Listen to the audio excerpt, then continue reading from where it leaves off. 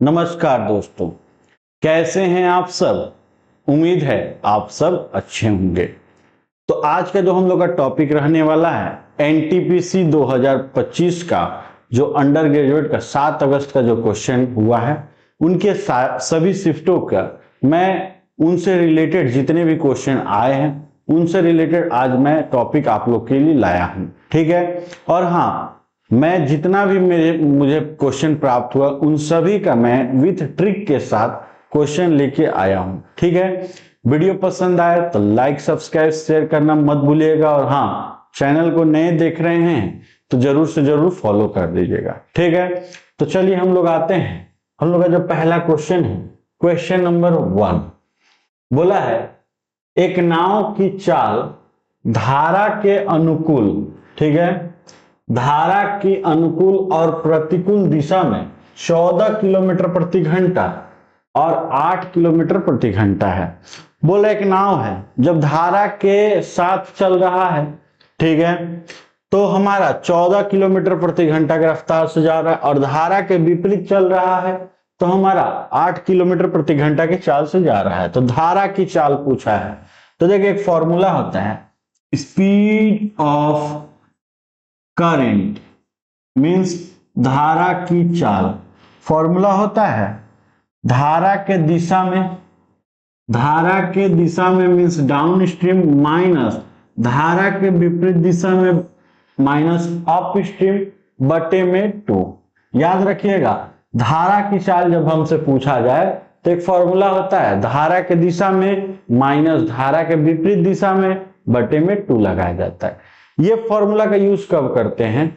जब आपको धारा के साथ और धारा के विपरीत दिशा दोनों साइड का अगर स्पीड पता चल जाए तब।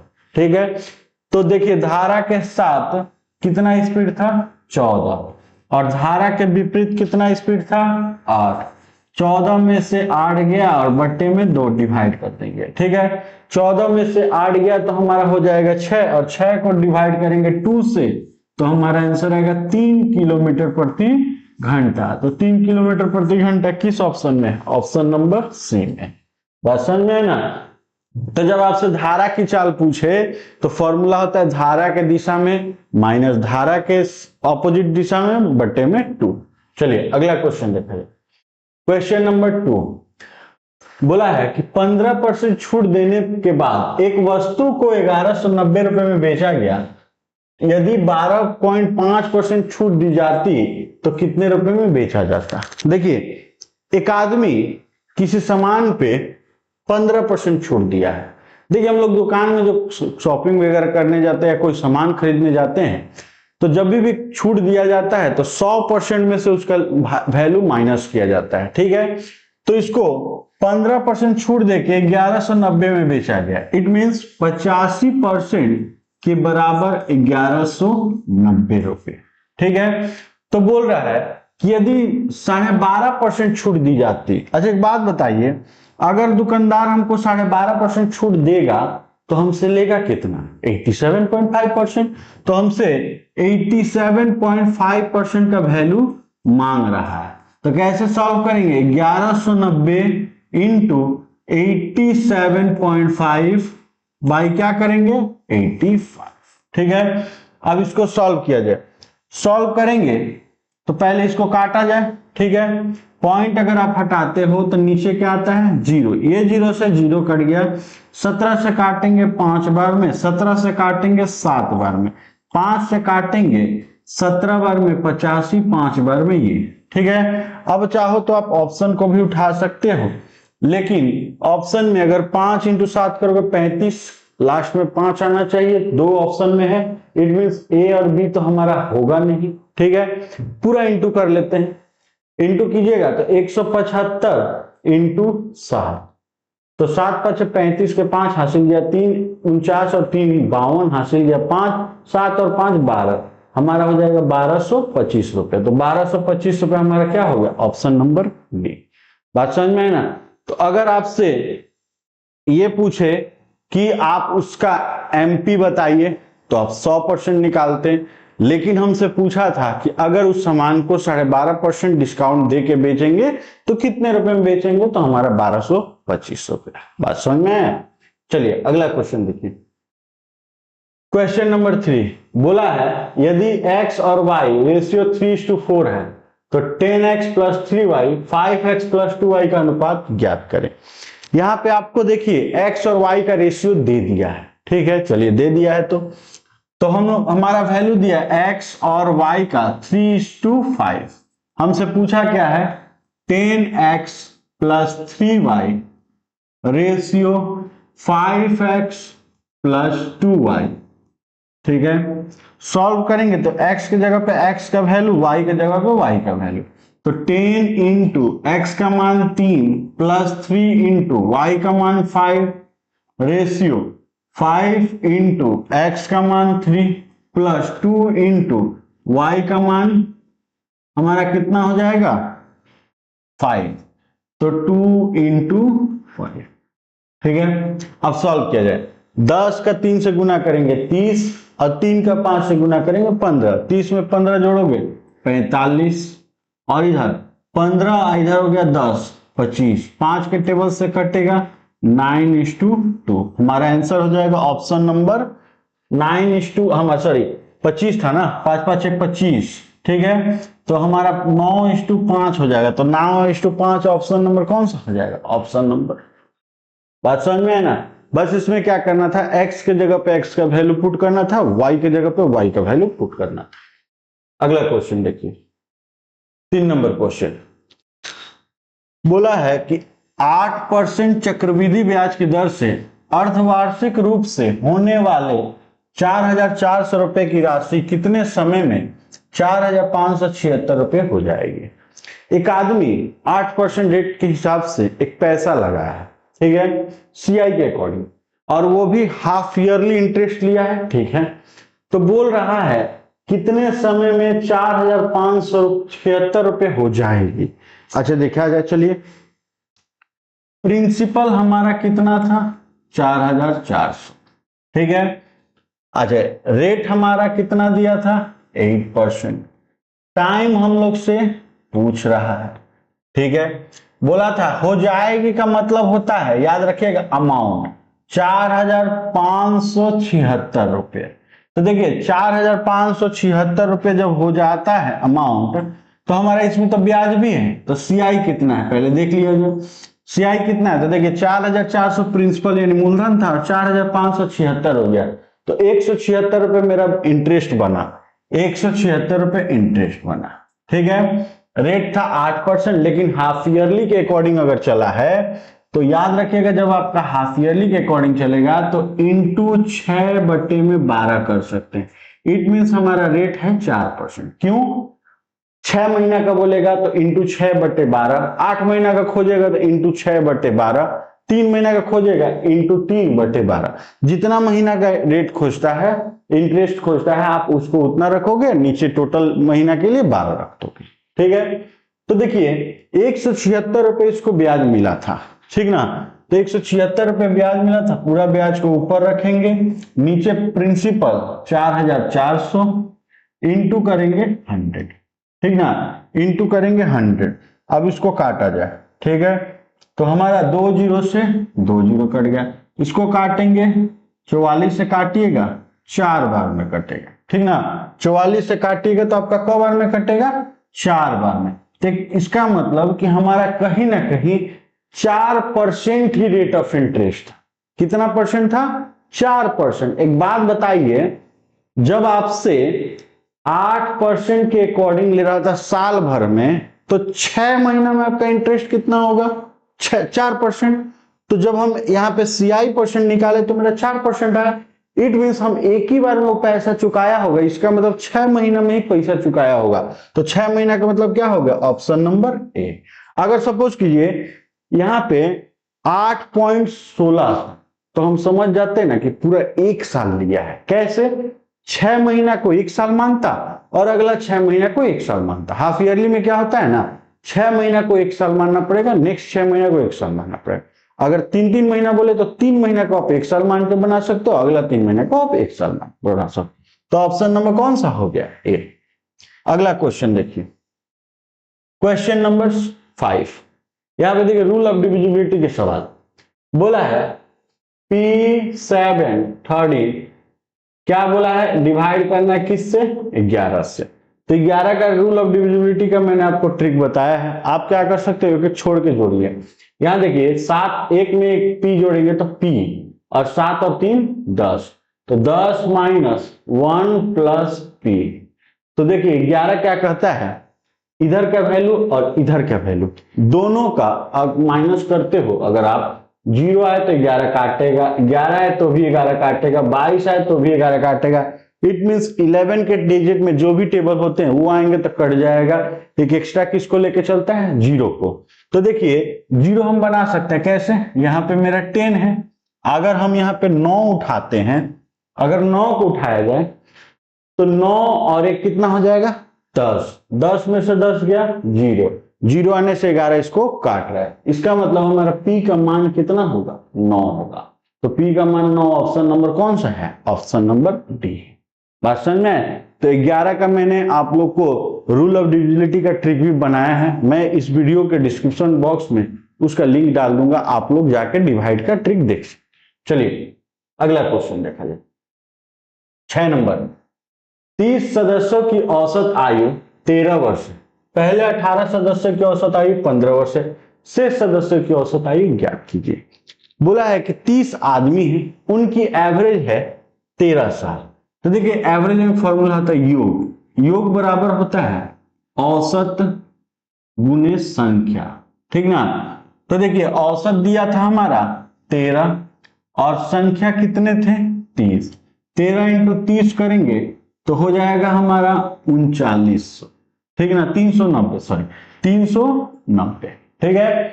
उसके बाद बोला है 18 सदस्य हैं, उनका एवरेज है 15 साल।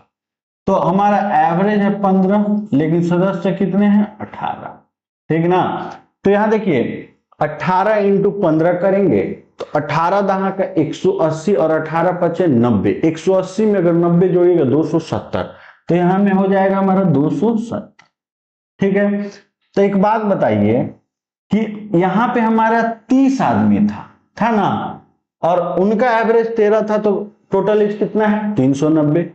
और इस जगह पे हमारा 18 आदमी है, उनका एवरेज कितना है? 15, तो 270। तो अगर हम माइनस जब करेंगे तो हमारा शेष पता चल जाएगा कि बाकी जो है, क्योंकि देखिए 30 में से 18 वही तो है, अगर माइनस आप कीजिएगा तो यह कितना आएगा? 12 जन एक्स्ट्रा निकला। एज में कितना आया आपका? माइनस कीजिएगा तो इधर 30 और 90 120। इसका मतलब कि हमारा बचे जो 12 जन हैं उनका टोटल एज कितना था? 120। तो हमसे पूछा है उनकी औसत आयु ज्ञात करिए। एवरेज, एवरेज का फॉर्मूला क्या होता है? सम बाय नंबर। इट मींस संख्याओं का योग बटे में टोटल संख्या। तो योग कितना है? 120, संख्या कितनी है? 12, काटोगे आप तो कितना आएगा? तो 10 हमारा औसत आयु हो जाएगा। और ऑप्शन नंबर कौन सा है? ऑप्शन नंबर बी हमारा इसका आंसर है। बात समझ में है ना। तो शुरू में आपको 30 आदमियों का औसत दिया था, बाद में फिर 18 आदमी का दे दिया है, बच गया 12 आदमी, उनका औसत आपसे पूछा था। चलिए अगला क्वेश्चन देखा जाए। Next question, question number 7। Session समझ में आ रहा है तो आप लाइक जरूर कीजिएगा, ठीक है। चलिए अगला क्वेश्चन देखा जाए 7 नंबर। बोला है कि 2 ट्रेन विपरीत दिशाओं में समान गति से चल रही है, ठीक है। 2 ट्रेन है, ऑपोजिट में आ रही है, तो एक ट्रेन इधर से और एक ट्रेन इधर से, ठीक। प्रत्येक की लंबाई 160 मीटर है, इसका भी लंबाई 160 मीटर, इसका भी लंबाई 160 मीटर, और वे एक दूसरे को 32 सेकंड में पार करती है। टाइम 32 सेकंड में एक दूसरे को क्या करती है? क्रॉस करती है। प्रत्येक ट्रेन की गति कितनी है? ठीक है। अब एक बात बताइए, ध्यान रहे हमसे स्पीड मांगा है, और स्पीड का फॉर्मूला क्या होता है? Distance by time. It means दूरी बटे में समय, ठीक है। तो ध्यान रहे जब भी कोई 2 ट्रेन एक दूसरे को पार करे सेम डायरेक्शन में या ऑपोजिट डायरेक्शन में, वही जो उनका लंबाई होता है वही डिस्टेंस माना जाता है। और ध्यान रहे कभी भी ट्रेन की लंबाई हमेशा जुड़ती है, कभी माइनस नहीं होती है। तो दोनों की लंबाई जोड़ के हम डिस्टेंस बना देंगे कितना 320। ठीक है, हमारा समय दिया कितना 32। अब याद रहे ट्रेन का स्पीड किलोमीटर प्रति घंटा में ज्यादातर ही मांगा जाता है। ठीक है, तो जब भी याद रहेगा कि जब भी आपका ट्रेन का स्पीड या किसी चीज का स्पीड किलोमीटर पर आवर में मांगा जाए तो आप वहां पे इंटू 18/5 का यूज कीजिएगा। ठीक है, काटेंगे इसको तो जाएगा मेरा 10 बार में, इसको काटेंगे तो मेरा जाएगा 2 बार में, तो हो गया मेरा 36 किलोमीटर पर आवर। अब यहाँ पे देखिए ये जो ट्रेन आया ना, ये जो स्पीड है ये एक जन का नहीं है, दोनों का है। बात समझ में, ये जो स्पीड है किसका है, दोनों का है। अगर आपसे बोला जाता कि पहली ट्रेन की स्पीड अगर 10 किलोमीटर है तो उससे माइनस करके दूसरे का बता देते हैं। अगर बोलता कि दूसरे का स्पीड 20 है तो उससे माइनस करके पहले का बता देते हैं। लेकिन यहाँ कुछ नहीं बोला है तो आप क्या करोगे, इसको 2 से डिवाइड देके तब उसका किसी एक का बता सकते हो। इट मींस 18 किलोमीटर प्रति घंटा हमारा क्या होगा, उसका स्पीड है, दोनों में से किसी का। क्यों, किसी का भी आपसे स्पीड नहीं दिया था। अगर किसी का स्पीड दिया रहता तो हम उस स्पीड को यहां से क्या कर लिए रहते हैं, माइनस। तो हमारा आंसर होगा 18 किलोमीटर प्रति घंटा। ऑप्शन नंबर कौन सा हो जाएगा, सी। चलिए अगला क्वेश्चन देखा जाए। Question number 8। 7 अगस्त के मैंने सभी क्वेश्चनों के निचोड़ को मैं लाया हूं इस वीडियो के माध्यम से। वीडियो थोड़ा सा लंबा होगा लेकिन लगभग हर चैप्टर का मैं क्वेश्चन लेके आऊं हूं विथ ट्रिक के साथ। कोई भी क्वेश्चन आपको लंबा नहीं बताऊंगा, एकदम शॉर्ट ट्रिक में बताऊंगा। चलिए, बोला है कि एक पाइप एक टैंक को 30 घंटे में भर सकता है। तल में रिसाव का होने के कारण 50 घंटे में भरता है। रिसाव को पूरी तरह भरे हुए टैंक को खाली करने में कितना समय लगेगा। याद रखिएगा पाइप और टंकी में अगर खाली बोले, लीकेज बोले, छिद्र बोले, आप हमेशा करोगे माइनस। तो उसका फॉर्मूला होता है x इंटू वाई और x माइनस वाई। 2 डेटा रहे आप इससे बना लोगे। पहला x पहला टाइम 30, दूसरा y दूसरा टाइम 50, माइनस करोगे 20, 0 से 0 कट गया, 2 से काटोगे 25, 25 दिया कितना हो जाएगा 75। इसका मतलब कहीं ना कहीं हमको 75 घंटे में टैंक को खाली होने में समय लगेगा। ऑप्शन नंबर कौन सा हो जाएगा, डी। बात समझ में है ना। तो कभी भी याद रखिए कि 2 टाइम दिया है, खाली बोले, लीकेज छिद्र बोले, एम्प्टी बोले, आप इसी फॉर्मूला से बनाओगे, बहुत ही जल्दी बनेगा। एलसीएम मेथड से भी ये जल्दी बनेगा। ठीक है, चलिए अगला क्वेश्चन देखा जाए। 9 नंबर बोला है कि 3 के 4 क्रमागत गुणज का योग 78 है। ठीक है, उसके बाद बोला वहां पे 3 का नहीं होगा, ठीक है, यहां 3 नहीं होगा। Sum of 4 consecutive multiples of 3 sorry होगा सम ऑफ 4 कॉन्जिक्यूटिव मतलब 3 के 4 क्रमागत गुणजों का योग 78 है। इनमें से सबसे बड़ी संख्या क्या है। बोला है कि 3 का टेबल में 4 गो संख्या है, उन चारों का योग है कितना 78।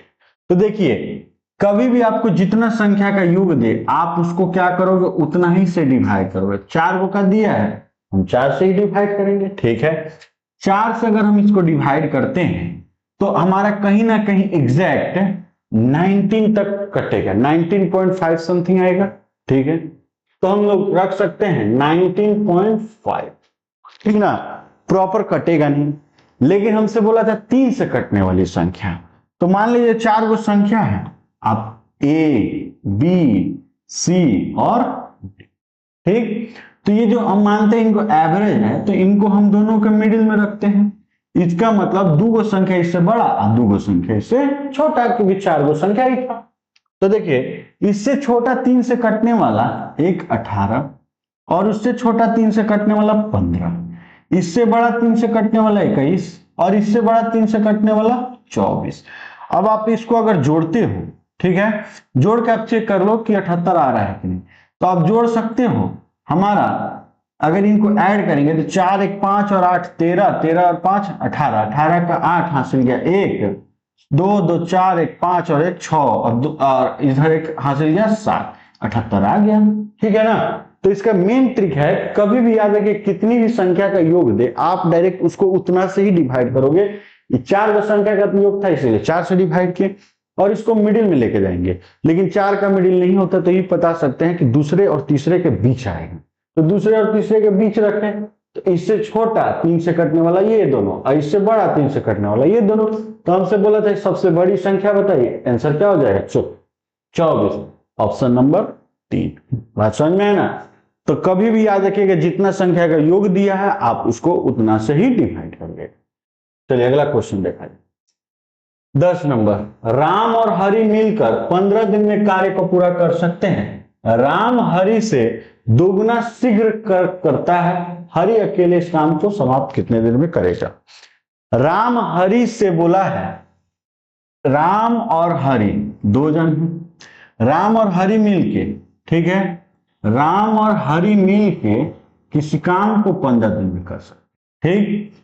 राम हरि से दुगना शीघ्र कार्य कर सकता है, इसका मतलब क्षमता, ये 2 होगा तो ये 1 होगा। इसका मतलब अगर राम 2 काम करेगा तो हरि 1 काम करेगा, ठीक।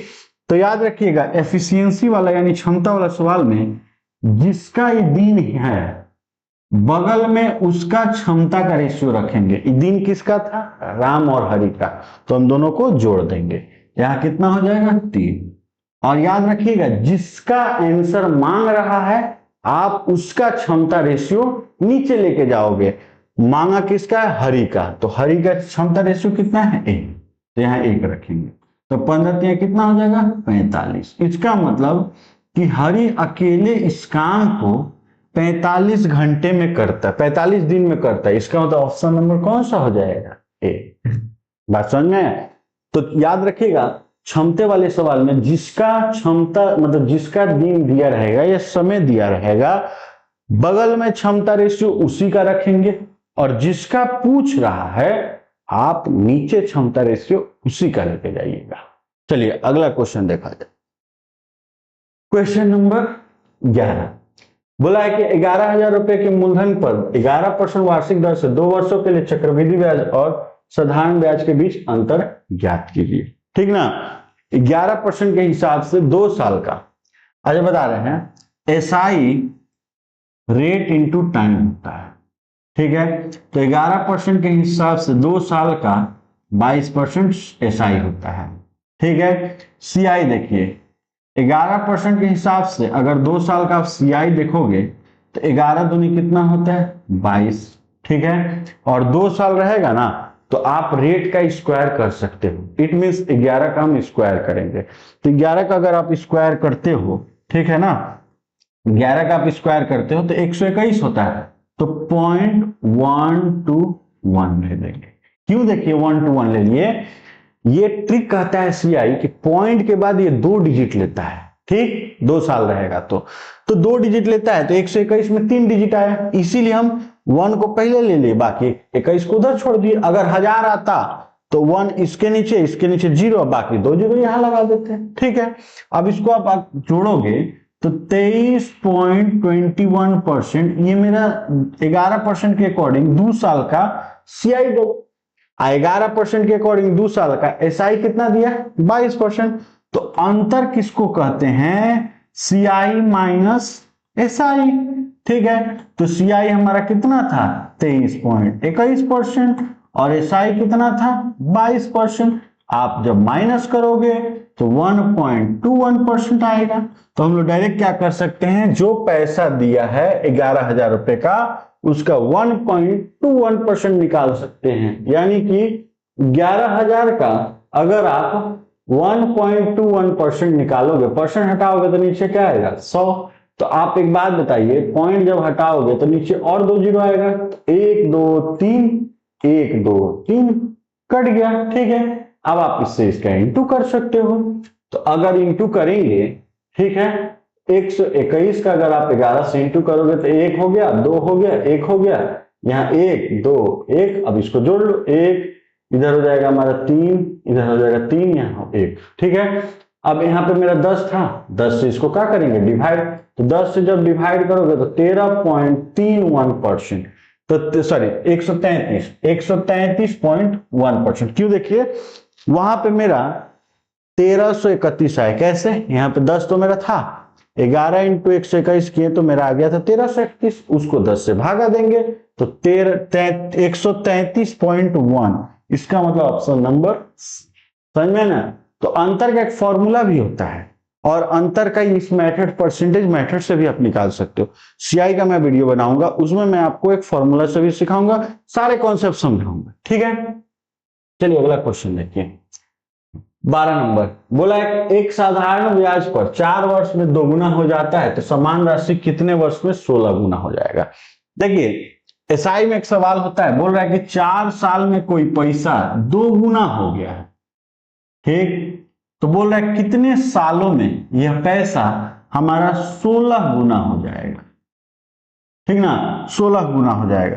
तो ध्यान रहे जब भी आपको गुना देगा, ठीक है, एसआई में जब आपको 2 गुना देगा तो दोनों में से आप 1 माइनस करोगे। बात बता दे रहा हूं, जब भी एसआई का क्वेश्चन बनाते हो 2 टाइम्स यानी गुना दे दे, आप दोनों में से 1 माइनस करोगे, आपका सवाल देखिएगा बन जाएगा। देखिए कैसे, 2 गुना यहां पे दिया है, इसमें से भी 1 माइनस, इसमें से भी 1 माइनस, तो माइनस कर देंगे 1 गुना हो जाएगा, ठीक। और इधर अगर माइनस करेंगे तो 15 गुना हो जाएगा। तो अब आप बता सकते हो कि कोई पैसा 1 गुना होने में 4 साल ले रहा है, 1 गुना होने में कौन साल ले रहा है, 4 साल। तो आप ऐसा कर सकते हो, कोई पैसा 1 गुना होने में 4 साल लिया तो हमारा 15 गुना होने में 4 इंटू 15 बटे में 1, इसका मतलब हमारा कौन साल लेगा, 60 साल हमारा आंसर होगा, ऑप्शन नंबर बी। बात समझ में है ना। तो एसआई में जब भी देखिएगा 2 गुना दिया है, आप दोनों में से क्या कर लोगे, माइनस करोगे। चलिए अगला क्वेश्चन देखा जाए, क्वेश्चन नंबर 13, ठीक है।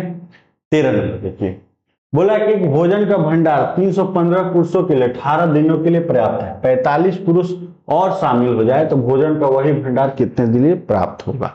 देखिए एक फॉर्मूला होता है टाइम एंड वर्क में, मैन इंटू डेज, ठीक है, बटे में मैन प्लस माइनस, और डेज में हमेशा माइनस करें। क्यों, ये फॉर्मूला का यूज आप कब कर सकते हो, जब बोलेगा इतने आदमी इतने दिन में काम करेंगे, इतने दिन के बाद और आदमी आ गए, या तो आदमी आएंगे नहीं तो आदमी जाएंगे।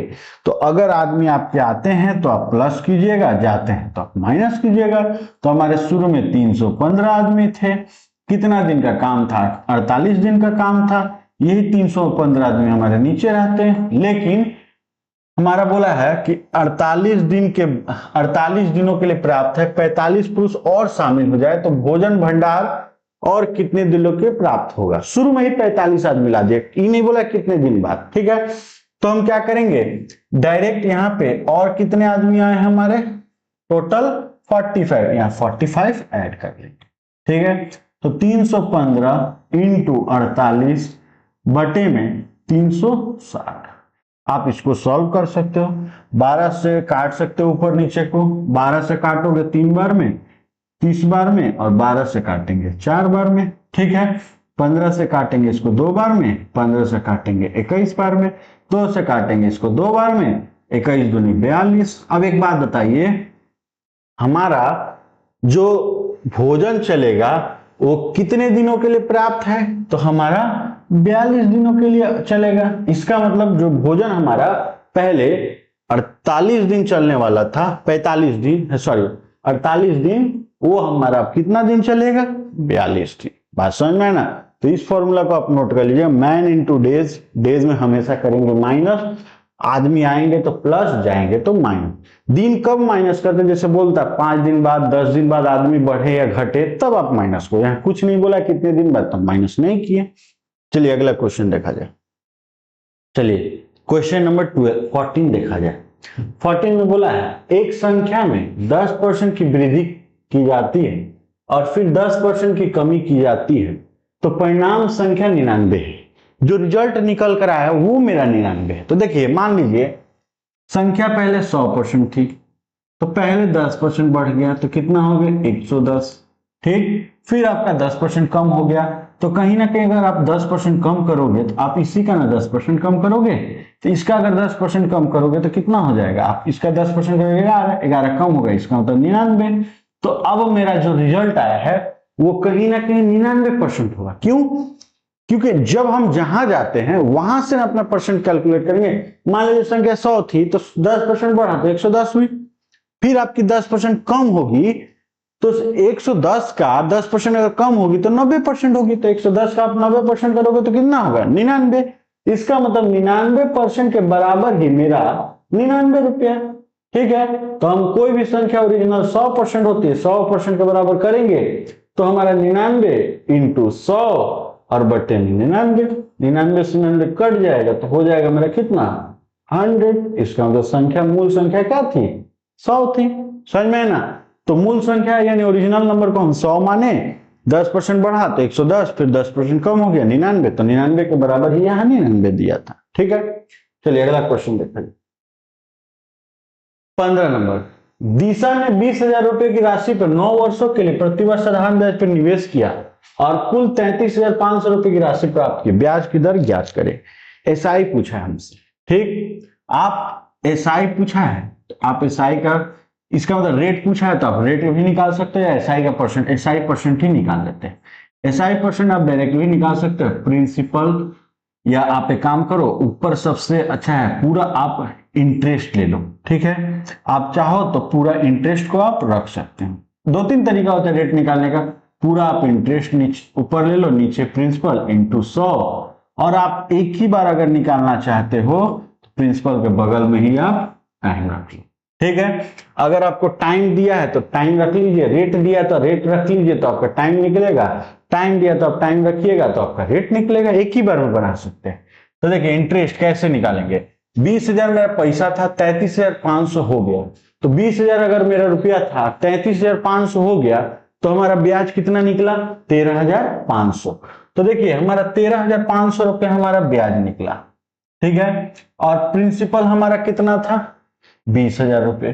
ठीक है, इनटू टाइम अगर देखेंगे तो हमारा 9 सालों का था, इनटू क्या करेंगे 9 इनटू कर देंगे 100। ठीक है, अब इसको सॉल्व किया जाए। सॉल्व करेंगे तो 1 2 1 2 1 2 0 हमारा ये सब कट गया। ठीक, आप चाहो तो 9 से भी काट सकते हो, 9 एकम 9 9 पाँच 45। ठीक है, 2 से आप काटोगे 7.5%। इसका मतलब जो रेट आएगा वो 7.5% का आएगा। 7.5% ऑप्शन नंबर कौन सा है ऑप्शन नंबर सी। ठीक है ना। तो रेट निकालने का बहुत फॉर्मूला होता है। एक होता है 1 साल का ब्याज ऊपर रखिए नीचे प्रिंसिपल इंटू 100। दूसरा होता है आप पूरा एसआई रख लो नीचे प्रिंसिपल बगल में टाइम रख लो तो आपका डायरेक्ट रेट ही निकल जाएगा। अगर रेट दिया है तो आप यहाँ रेट रखोगे तो आपका टाइम भी निकल जाएगा। ठीक है, चलिए अगला क्वेश्चन देखा जाए। Question number 16, 16 number question. 16 number में बोला है कि 25 भागा 5, ठीक है, 25 डिवाइडेड 5 प्लस 3 इंटू 60 माइनस 17 गुने 200 बटे में 40। सिंप्लीफिकेशन का सवाल है। ठीक है, तो जब इसको सॉल्व किया जाएगा तो बोर्डमास अप्लाई करेंगे। ठीक है, आप वेरी बोर्डमास बोलो या बोर्डमास बोलो, क्योंकि वेरी बोर्डमास तो आएगा नहीं, यहाँ पे रेकरिंग है नहीं। तो सबसे पहले याद रखिएगा बोर्डमास कहता है कि हम ब्रैकेट को सॉल्व करेंगे और ब्रैकेट में छोटे वाले को देखेंगे। तो छोटा वाला ये है, इसमें एक भागा है, इसमें एक गुना है। आप इस चीज को भागा मार दो, 40 को भागा दोगे तो 5 बार में जाएगा, 5 से 17 का गुना कर लीजिए 85 हो जाएगा। और आप इससे चाहो तो भागा भी दे सकते हो। तो 5 प्लस 3 गुने 60 करेंगे तो हमारा हो जाएगा 180 माइनस इधर हमारा 17 पाँच कितना हो गया 50। ठीक है, अब प्लस करेंगे तो 5 में 180 जोड़ेंगे तो 185 और माइनस 85 अगर करेंगे तो 100 हमारा आंसर हो जाएगा। और 100 कौन सा ऑप्शन में है ऑप्शन नंबर 1 में इसका आंसर। समझ में ना।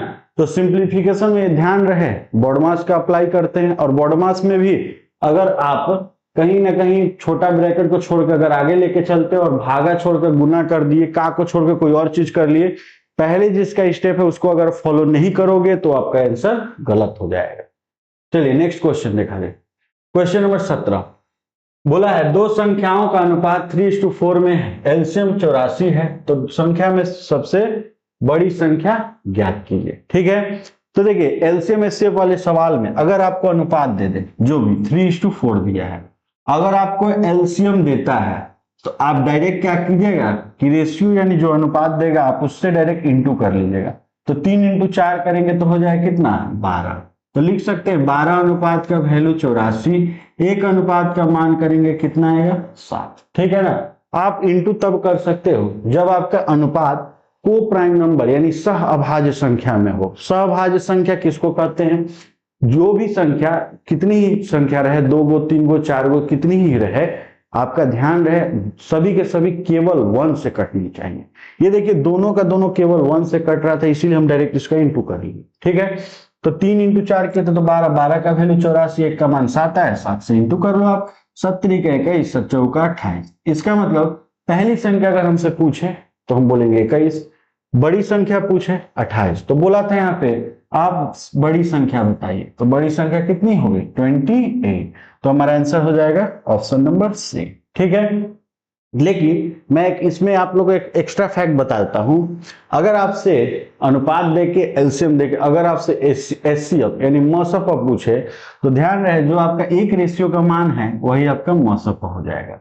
ठीक ना, अगर मॉसअप पूछता है तो हमारा जो एक का मान है वही हमारा मॉसअप हो जाएगा, लेकिन संख्या पूछा था 28, हमारा बड़ा संख्या, छोटा पूछता 21। चलिए अगला क्वेश्चन देखा जाए।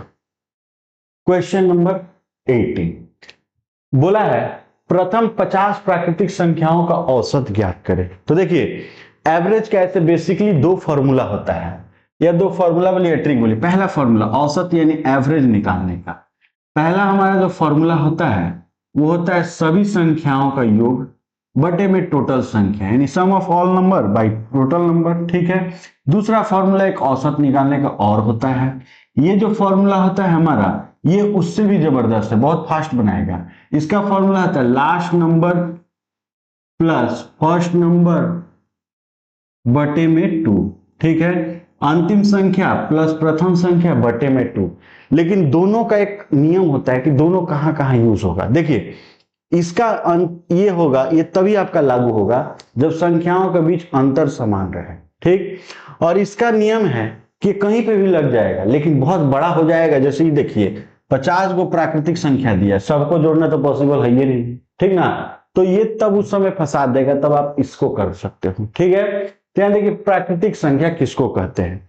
प्राकृतिक संख्या हमारा 1 से लेके, जैसे 1 2 3 ऐसे करते करते हम 100 तक जा सकते हैं। इसको हम लोग प्राकृतिक यानी कि नेचुरल नंबर कहते हैं। तो हमको 50 को मांगा है, तो हम लोग ये बता सकते हैं कि जब 50वां मांगा है तो 50वां हमारा लास्ट नंबर हो गया, तो लास्ट नंबर की जगह पे क्या रखेंगे? 50 प्लस प्रथम संख्या हमारे 1 से होगा, तो 1 और बटे में क्या करेंगे? 2। 51 को हम 2 से अगर भागा मार देंगे तो हमारा 25.5 आ जाएगा, और 25.5 देखिए तो ऑप्शन नंबर कौन सा हो गया? ऑप्शन नंबर 4 इसका आंसर। समझ में ना? तो आप पहला का भी फॉर्मूला यूज कर सकते हो, दूसरा का भी यूज करते हो। पहला जब यूज करोगे तो आपका प्राकृतिक संख्या का योग का फॉर्मूला देना पड़ेगा, बिना उसके नहीं बनेगा। लेकिन आप दूसरा यूज कर सकते हो। दूसरा कब आपका काम आ जाएगा? जब आपका संख्या के बीच अंतर समान रहे। बात समझ में है ना? चलिए अगला क्वेश्चन देखिए, क्वेश्चन नंबर 19 नंबर देखिए। बोला है एक डीलर 9,000 रुपए में एक वॉशिंग मशीन आप खरीदता है, वह इसके अंकित मूल्य पर 10% की छूट देता है और फिर भी 10% का लाभ कर लेता है। मशीन का अंकित मूल्य ज्ञात करें। बोला है कि एक डीलर पहले वॉशिंग मशीन खरीदा है, कितना में खरीदा है? 9,000। तो उसके लिए क्रय मूल्य यानी सीपी हो गया कितना? 9,000 रुपए। ठीक, वह इसके अंकित मूल्य पे 10% की छूट देता है। बोला है कि हम कस्टमर को 10% का छूट भी दे देंगे। ठीक है, लेकिन वहां पे लास्ट में इंडिकेट कर दे फिर भी वह 10% का लाभ प्राप्त करता है। इसका मतलब उसका डायरेक्ट कंडीशन है कि हम कतनो छूट देंगे, हमको 10% का लाभ कमा के इसको बेचना पड़ेगा। ठीक है, तो सबसे पहले हम लोग देख लेते हैं कि जब 10% का कंडीशन रखा है लाभ कमाएगा तो इसको बेचेगा कितना में, यानी एसपी यानी विक्रय मूल्य कितना करेगा? 9,000 में तो खरीदा था, और 10% का जब प्रॉफिट का बात किया तो 110% में उसको सोल्ड कर देगा। तो अब आप इसको अगर 110% करोगे, इसका मतलब हमारा 9,900 में इसको हर हाल में वॉशिंग मशीन को क्या करना है? बेचना है। ठीक है, तो देखिए खरीदा कितना में था? 9,000 में। कस्टमर को बोल रहा है कि हम हर हाल में बेचेंगे कितना? 9,900 में। तो बोल रहा है कि मशीन का अंकित मूल्य ज्ञात करें। तो देखिए हमेशा आपका सीपी हो या एमपी हो, हिंदी में क्रय मूल्य इसको बोलते हैं और इसको अंकित मूल्य बोलते हैं। दोनों आपका परसेंट के नजरिए से 100% होता है। ठीक है ना। दोनों आपका परसेंट करना जैसे क्या होता है 100% ही होता है, लेकिन दोनों का कंडीशन है, अगर आपको लाभ या हानि बोला है तो 100% आपका सीपी होगा, और अगर आपको छूट बोला है तो 100% आपका एमपी होगा। बात समझ में है ना। तो छूट बोलेगा तो आपका 100% एमपी होगा, लाभ या हानि बोलेगा तो आपका 100% सीपी होगा। यहां देखिए लाभ बोला था इसीलिए हम 100 में ऊपर जोड़ दिए थे, तो हमारा सीपी था, तो 110 कर दिया, एसपी निकला। तो हमारा निकालना है एमपी। तो एक बात बताइए, कस्टमर को तो इसमें बेच रहा है 9,900 में, इसका मतलब कस्टमर को तो 10% छूट दिया था, इसका मतलब कहीं ना कहीं यही वैल्यू 90% रखा होगा। क्यों? क्योंकि एमपीओ तो 100% होता है और छूट हमेशा माइनस होता है। तो जब 100% दाम रखा होगा तो 10% छूट दिया होगा, यानी कस्टमर को बेच रहा होगा 90%, और यही 90% उसका कितना हो जाएगा 9,900 रुपये। तो हम अगर 100% निकालते हैं, ठीक है, तो 9,900 इंटू 100 बटे में क्या करेंगे 90, इसको काटेंगे और यहाँ पे काटेंगे तो 11 यानी 110। अब आप 11 का अगर 10 से गुना करोगे तो 11 दहा का 110 से यानी 11,000 समथिंग आएगा। तो हमारा आंसर कौन सा हो जाएगा? ऑप्शन नंबर ए इसका आंसर होगा। क्यों? देखिए वो 90% में हमारा 9,900 बेचा, यानी 100% के बराबर हमारा हो जाएगा कितना 11,000 रुपये, और 11,000 रुपये हमारा ऑप्शन नंबर कौन सा है? ए में। बात समझ में है ना। इसका मतलब देखिए वॉशिंग मशीन को कीना था वो 9,000 में, उसका दाम फिक्स किया था 11,000 रुपए में, और कस्टमर को बेचा था 9,900 में। देखिए उसको भी कहीं ना कहीं 900 रुपए का लाभ हुआ, कस्टमर को भी लाभ हुआ। कैसे? छूट मिल गया। कैसे? 11,000 दाम रखा था और 9,900 में बेचा, यानी 1,100 रुपए कस्टमर को भी छोड़ दिया। बात समझ में है ना। चलिए अगला क्वेश्चन देखा जाए। क्वेश्चन नंबर 20 बोला है नीता के वेतन में पहले 13% की वृद्धि की गई, फिर 13% की कमी की गई, उसके वेतन में कितने परसेंट का परिवर्तन हुआ? ठीक है, देखिए इसका मैं शॉर्ट ट्रिक बता रहा हूं। वो ट्रिक आपका तभी लगेगा जब आपका डिजिट सेम, देखिए सेम डिजिट है, ठीक है। दूसरा, एक हो प्लस में एक हो माइनस में, या ये भी हो सकता है एक माइनस हो एक प्लस हो, तो आपका ये ट्रिक बहुत ही जबरदस्त काम करेगा, बहुत जल्दी ही बनाएगा। ठीक है, फिर से बता रहा हूं, डिजिट आपका सेम होना चाहिए, एक होना चाहिए प्लस में, एक होना चाहिए माइनस में। ये कंडीशन जरूरी नहीं कि आपका पहले माइनस हो या पहले प्लस हो, लेकिन ध्यान रहे दोनों अपोजिट ही होना चाहिए। जैसे यहां देखिए पहले 13% वृद्धि फिर 13% कमी, सेम प्लस माइनस है। तो देखिए उसका ट्रिक होता है कि जो भी आपका डिजिट दिया है आप डायरेक्ट उसका स्क्वायर कर लो। तो 13 का अगर आप स्क्वायर करते हो तो 169 होता है। ठीक, और ये चीज तो मेरा परसेंटेज में था, तो किसी का भी प्रतिशत हटाते हैं तो नीचे 100 आता है, इसको अगर काटेंगे तो 1.69 आएगा। ठीक है, तो कहावत सही है कि बराबरी का परिवर्तन हमेशा नुकसानदेह होता है, या आप ऐसे भी सोचो एगो प्लस में एगो माइनस में, एगो माइनस में एगो प्लस में, सेम डिजिट है तो हमेशा क्या आएगा? माइनस ही आएगा। इसका मतलब कहीं ना कहीं ये चीज मेरा माइनस में आएगा। तो माइनस 1.69 आप ऑप्शन को चेक कर सकते हो, यानी कि 1.69 कमी आएगा। हमारा ऑप्शन नंबर कौन सा हो जाएगा? 4।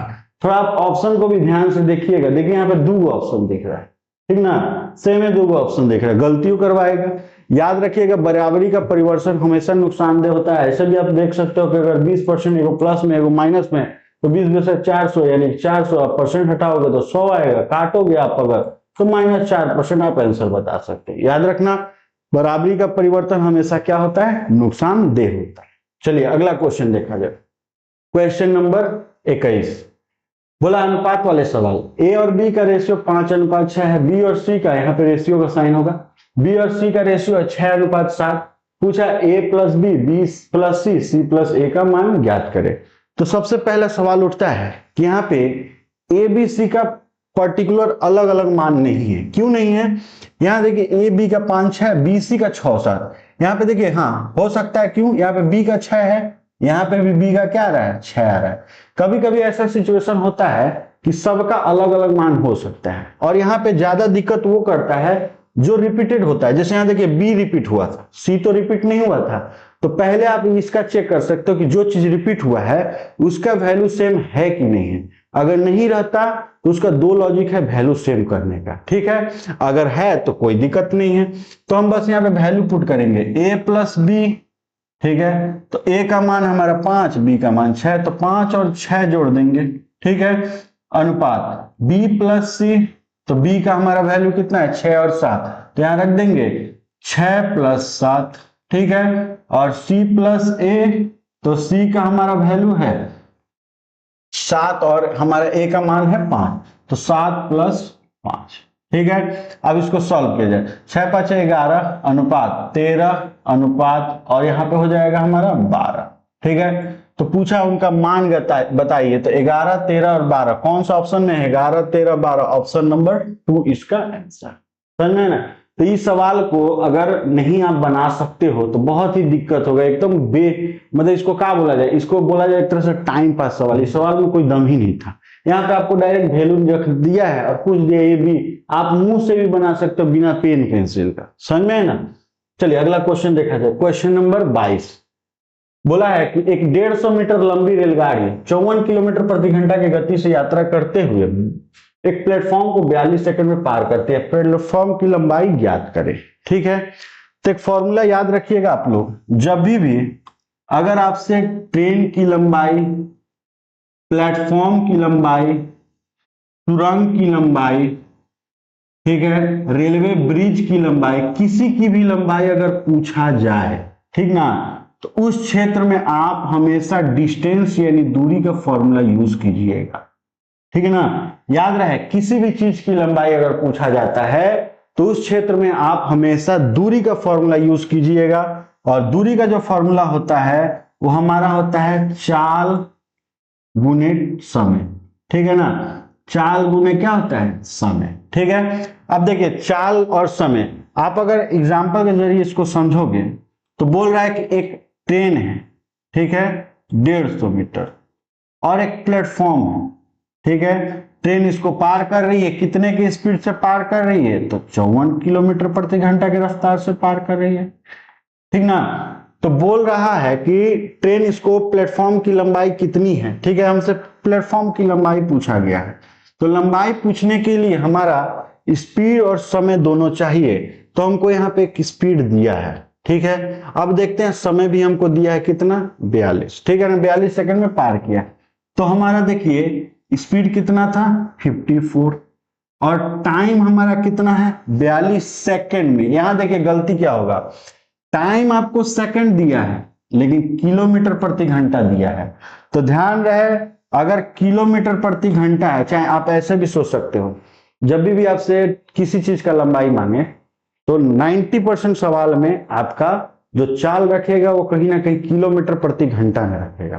तो आप उसको डायरेक्ट इंटू 5/18 लगा के किलोमीटर प्रति घंटा को मीटर पर सेकंड में पहले बदलोगे, ठीक, और इंटू तब जाके टाइम का वैल्यू रखोगे। टाइम कितना है? 42, तो यहाँ 42 रखेंगे, ठीक है। अब काटा जाएगा, 18 से काटोगे 3 बार में, 3 × 5 = 15 हो जाएगा, 15 × 42 कर लेंगे, ठीक है। अगर 15 × 42 करेंगे तो देखिए 40 का अगर 15 से आप गुना करते हो तो कहीं ना कहीं आपका 600 आएगा, और 600 फिर 600 15 दूनी 30 करोगे यानी 630 आपका इंटू हो जाएगा। तो ये जो 630 मीटर लंबाई आया वो किसका लंबाई आया होगा? तो याद रखिएगा ट्रेन कभी भी किसी सोए हुए वस्तु का अगर पास करती है तो ट्रेन अपनी लंबाई प्लस उसकी लंबाई, दोनों की लंबाई को जोड़ लेती है। इट मींस ये जो लंबाई है इस लंबाई में ट्रेन का भी हिस्सा है और प्लेटफॉर्म का भी हिस्सा है।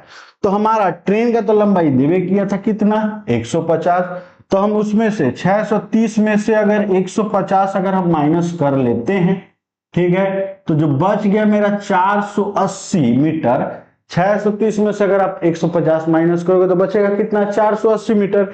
इसका मतलब 480 मीटर जो लंबाई है वो है प्लेटफॉर्म का। तो 480 मीटर ऑप्शन नंबर कौन सा हो जाएगा? डी हमारा आंसर। बात समझ में है ना? तो यहाँ पे दो चीज में आपका गलती होगा। एक तो सोचोगे कि लंबाई निकालने के लिए किसका फॉर्मूला यूज करते हैं, तो दूरी का यूज करते हैं। दूसरा मेन मिस्टेक, हम लोग का 54 का डायरेक्ट 42 से गुना हो जाता है। याद रहे कभी भी आपको किसी भी चीज का लंबाई पूछा है तो जो स्पीड देगा वो कहीं ना कहीं आपको किलोमीटर प्रति घंटा में देगा, ठीक है।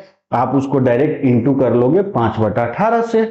अगर हाँ टाइम भी अगर मिनट में देता ना तो इंटू 60 लगा लेते, 2 मिनट 3 मिनट जो भी अगर टाइम देगा तो आप वहां पे भी इंटू 60 लगाओगे। चलिए अगला क्वेश्चन देखा जाए। क्वेश्चन नंबर 23 बोला है 16 पारियों में एक बल्लेबाज का औसत 36 है, अगली पारी में वह 70 रन बनाता है तो नया औसत क्या हो जाएगा। ठीक है ना। अब एक बात बताइए, हमसे औसत पूछा है, औसत का फॉर्मूला हम अभी दो फॉर्मूला बताए थे, लेकिन बल्लेबाज वाला है तो आप डायरेक्ट यही फॉर्मूला यूज करोगे। सम एक फॉर्मूला होता है औसत गुने संख्या, ये तो हमारे योग का फॉर्मूला होता है, औसत गुने नंबर यानी एवरेज इनटू नंबर। लेकिन हमसे लास्ट में एवरेज पूछा है, एवरेज का अगर फॉर्मूला देखिएगा तो सम बटे नंबर यानी कि योग बटे में संख्या। ठीक है, तो योग बटे में संख्या कैसे निकाल सकते हैं, यहां देखिए 16 पारी खेला है, 36 के हिसाब से बैटिंग किया है, तो हम लोग कर सकते हैं कि 36 उसका एवरेज था, 16 को पारी खेला था। ठीक है, तो अगर इंटू आप करोगे 36 इंटू 16 करोगे, आप ऐसे भी कर सकते हो 16 का इंटू कर लो, 16 3 48 यानी कि 480 और 16 छक्का 96 यानी कि 96 जोड़ दो, तो 480 में आप 96 जोड़ोगे 576 हो जाएगा। तो आपका इंटू जो आया वो 576 आया। ठीक है ना। आप चाहो तो नॉर्मल इंटू भी कर सकते हो, इंटू भी करके दिखा दे रहे। छः आएगा 36 के 6 हासिल गया 3, 9 18 6 24 और 3 27 हासिल गया 2, 3 2 5, आपका कितना आ गया 576। ठीक है, तो जो बल्लेबाज था वो शुरू में 36 के एवरेज के हिसाब से 16 को मैच खेला, 576 रन बनाया। ठीक है, नेक्स्ट मैच खेलने उतरा तो जहां वो 16 को पारी खेला था उसका एक पारी बढ़ गया। ठीक, और उस पारी में कहीं ना कहीं 70 रन बना दिया, तो ऑलरेडी उसने 16 पारियों में 576 रन बना रखे थे। नेक्स्ट में 70 रन अगर वो बना दिया और तो हमारा जोड़ के अगर देखेंगे 6 14 का 4 और इधर हो जाएगा 5 1 6, इसका मतलब टोटल उसका रन जो हो गया वो 646 रन हो गए। कितने पारियों में, तो 16 पारी आगे खेला ही था, एगो पारी में आके डायरेक्ट 70 रन बना दिया, यानी टोटल हमारा कितना हो गया 17 पारी। तो हम योग के जगह पे क्या रख सकते हैं 64 6 और बटे में यहाँ क्या रखेंगे 17। अब 17 से हम काट के इसका एवरेज निकालेंगे। ठीक है, 17 से काट के इनका क्या निकालेंगे एवरेज निकालेंगे। तो कैसे निकालेंगे, देखिए आप 17 से जब काटोगे तो 17 तिया कितना होता है 51। ठीक है, और यहां से क्या बचा 13, आपका बचा 13 और 6 यानी 136 हो गया। ठीक ना, 13 और 6 कितना हो गया 136, तो और 8 बार में 17 इंटू 8 करोगे 136 होता है। इसका मतलब कहीं ना कहीं टोटल नंबर 38 बार में हमारा कट गया, तो 38 बार में कट गया, इसका मतलब जो उस बल्लेबाज का औसत था वो हमारा 38 था, और 38 किस ऑप्शन में, ऑप्शन नंबर 4 में। बात समझ में है ना। तो हमसे इसमें योग औसत पूछा था, औसत का फॉर्मूला योग बट्टे में संख्या। अगला क्वेश्चन देखिए, क्वेश्चन नंबर 24 बोला है कि ए एक कार्य को 5 दिनों में पूरा कर सकता है, बी 4 दिनों में, तथा ए बी सी उसी कार्य को 2 दिनों में पूरा कर सकते हैं, सी अकेले इस काम को कितने दिन में करेगा। ठीक है ना। तो देखिए ए एक कार्य को 5 दिन में, बी अकेले उस काम को 4 दिन में, ए बी सी उसको 2 दिन में, ए जमा जोड़ जमा सी उसको कितने दिन में करते हैं 2 दिन में। अब हम इनका क्या निकालेंगे एलसीएम, 5 और 4 और 2 का अगर एलसीएम करिएगा तो 20 हो जाएगा। ठीक ना, 5 और 2 का अगर आप एलसीएम करते हो तो कितना होगा 20, 20 से इसको डिवाइड करोगे ही जाएगा 4 बार में, इसको डिवाइड करोगे 5 बार में, ये 20 को 2 से डिवाइड करोगे 10 बार में। अब एक चीज देखिए, हम क्या करते हैं तीनों का अलग अलग क्षमता देख लेते हैं कि कौन एक दिन में कितना काम कर सकता है। तो देखिए तीनों का अगर आप क्षमता देखोगे एफिशिएंसी यानी क्षमता, तो देखिए सबसे पहले ए बी और सी में ए का देखते हैं। तो देखिए इसमें ए अकेले काम कर रहा है, कौ पीस काम कर रहा है 4 पीस, ए का हो गया 4 काम। बी यहाँ पे अकेले काम कर रहा है, एक दिन में कौन काम कर रहा है 5 वो, 5 रख सकते हैं। अब एक चीज देखिए इस जगह में तीनों काम कर रहे हैं, ठीक ना, तो तीनों काम कर रहा है तो यहाँ पे कितना काम हो रहा है 10 पीस। तो आप ये आकलन कर सकते हो कि 10 पीस जब काम हो रहा है तो 4 पीस तो ए किया होगा, 5 पीस बी किया होगा, तो 4 और 5 कितना हो गया 9 पीस काम तो ए और बी कर दिया था। और यहाँ पे जब काम 10 पीस दिख रहा है इसका मतलब 1 पीस काम हो रहा होगा किसके द्वारा सी के द्वारा। तो हम लोग सी का क्षमता भी देख सकते हैं कितना 1। आप ये ना निकाल के ऐसे भी कर सकते हो, इन दोनों को जोड़ के इससे माइनस कर लो, आपका वही चीज आएगा। समझ में है ना। लेकिन मैं अलग अलग इनका पर्टिकुलर इंडिविजुअल सबका क्षमता बता चुका हूं, ठीक है। तो बोला है सी अकेले इस काम को कितने दिन में करेगा, तो सी को टोटल काम 20 था, 20 को काम दे दिया गया, और सी एक दिन में वो काम कर रहा है, इसका मतलब इसको कितने दिन लगेंगे, 20 दिनों का वक्त लगेगा। तो 20 दिन ऑप्शन नंबर कौन सा में है, ऑप्शन नंबर, बात समझ में। तो इसका आंसर हो जाएगा ऑप्शन नंबर 2। अगला क्वेश्चन देखिए, क्वेश्चन नंबर 25। बोला है कि 2000 रुपए की धनराशि पर 2 वर्षों के लिए 10% के हिसाब से वार्षिक दर से चक्रवृद्धि ब्याज कितना होगा। तो देखिए इसको वन लाइन में मैं बता रहा हूं, आप याद रखिएगा जब हमसे सीआई पूछा है, ठीक है, कितना रेट 10%, तो 10% कितना साल, 2 साल। तो देखिए जब भी आपको 2 साल दे और जो भी रेट दिया है आप परसेंट से फिर बना सकते हो। इसका 2-3 तरीका है बनाने का, रेशियो मेथड है, परसेंटेज मेथड है, बहुत सारा मेथड है। मैं परसेंटेज मेथड से बता दे रहा हूं। 10% के अकॉर्डिंग 2 साल का अगर आप करोगे तो पहले रेट इंटू टाइम करो, 10 दूनी कितना हो जाएगा 20, ठीक है। पॉइंट, सीआई करता है कि हम पॉइंट के बाद 2 डिजिट खोजते हैं, तो वो 2 डिजिट कैसे आप ला सकते हो, पॉइंट लगाओगे, 2 साल है तो आप इसका स्क्वायर कर लो, तो 10 का स्क्वायर करोगे तो 100 होता है, लेकिन 100 में हमारा टोटल 3 डिजिट होता है। सीआई कहता है कि हम पॉइंट के बाद 2 ही डिजिट अप्लाई करेंगे 2 साल के लिए, तो आप एक यहां ले लो, यहां 2 जीरो लगा दो, तो आप डायरेक्ट बोल सकते हो, इसको जोड़ोगे तो कहीं ना कहीं 10% के अकॉर्डिंग सीआई जो होता है 2 साल में 21% ब्याज खोजता है, ठीक है। तो हम लोग डायरेक्ट क्या कर सकते हैं कि जो मेरा पैसा है 2000 रुपया, 2000 रुपये का हम लोग 21% निकाल सकते हैं, ठीक है। अगर 21% निकालेंगे तो इसको जब काटा जाएगा तो 2 जीरो से हमारा 2 जीरो खत्म, ठीक है। 20 दहां का हो गया 400 और 20 यानी 400 हमारा 20 हो जाएगा। तो 420 किस ऑप्शन में, ऑप्शन नंबर 2। बात समझ में है ना।